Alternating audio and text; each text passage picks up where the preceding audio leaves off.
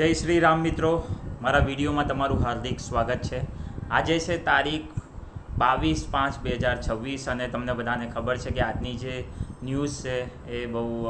ખૂબ જ સારામાં સારી છે, કારણ કે પુલવામા એટેકનો જે માસ્ટર માઇન્ડ હતો, જે આતંકવાદી, જેણે 2019ની અંદર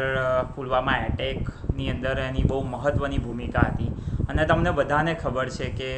એની અંદર આપણા CRPFના 40 જવાનો શહીદ થઈ ગયા હતા અને એ દિવસ હતો 14 ફેબ્રુઆરી। તો ઘણા લોકો વેલેન્ટાઇન ડે ઘણા લોકો માટે હતો, પણ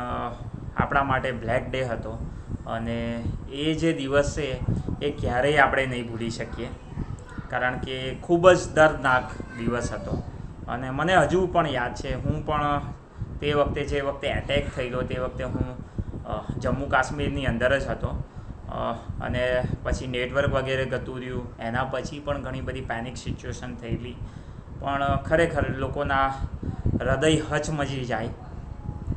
એવી કહેવાનો મતલબ સિચ્યુએશન ક્રિએટ થઈ ગયેલી। ખાસ કરીને આપણા જે CRPFના 40 જવાનો છે એમના પરિવાર તૂટી પડ્યા હતા, કારણ કે તમને ખબર છે આપણા દેશનો એક જવાન શહીદ થાય તો કેટલી બધી વેદના થતી હોય છે, કેટલી પીડા થતી હોય છે, પણ 40 જવાનો એક સાથે કહેવાનો મતલબ શહીદ થાય તો પછી એ સિચ્યુએશન કંઈક અલગ જ હોય। તો એના લીધે બહુ અલગ જ સિચ્યુએશન હતી, પણ બહુ ખુશીની વાત છે કે એ જે એનો માસ્ટર માઇન્ડ હતો એ આતંકવાદી મરી ચૂક્યો છે અને એને કહેવાનો મતલબ એ જે છે એ POKથી નજીકમાં એક સ્કૂલ હતી, એની અંદર પાકિસ્તાનના લોકોએ એને સંતાડીને રાખ્યો હતો,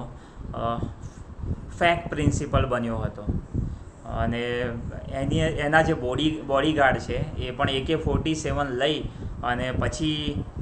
એને પ્રોટેક્ટ કરતા હતા, એવી રીતના એનો રૂટીન વગેરે હતો,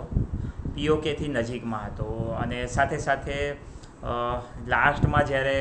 કહેવાનો મતલબ એનું મૃત્યુ થયું, એની હત્યા કરી તે વખતે એક જંગલની અંદર હતો અને કોઈ સ્નાઇપર દ્વારા એને શૂટ કરવામાં આવ્યો છે। કોણ હતું, શું હતું ખબર નહીં, પણ એ રીતના એની મૃત્યુ થઈ છે। તો આ જે આજનો દિવસ છે એની બિગ ન્યૂઝ અપડેટ છે, એટલા માટે આ વિડીયો બનાવ્યો છે અને તમને ખબર છે મારો નિયમ છે ડેલી એક વિડીયો બનાવો। આજે હું મારી લાઈફસ્ટાઈલ વિશે વિડીયો બનાવવાનો હતો, પણ પછી થયું કે ના, બનાવ્યો પણ છે પણ એને હું કદાચ અપલોડ કરું ના કરું એનો નક્કી નહીં, પણ આ વિડીયો મને એવું લાગ્યું કે બહુ જરૂરી છે બનાવવો, એના માટે સ્પેશિયલ મેં આ વિડીયો બનાવ્યો છે। તો આ રીતના આપણા ભારતીય સેના અને દેશના દરેક વ્યક્તિ માટે બહુ સારી ન્યૂઝ કહેવાય અને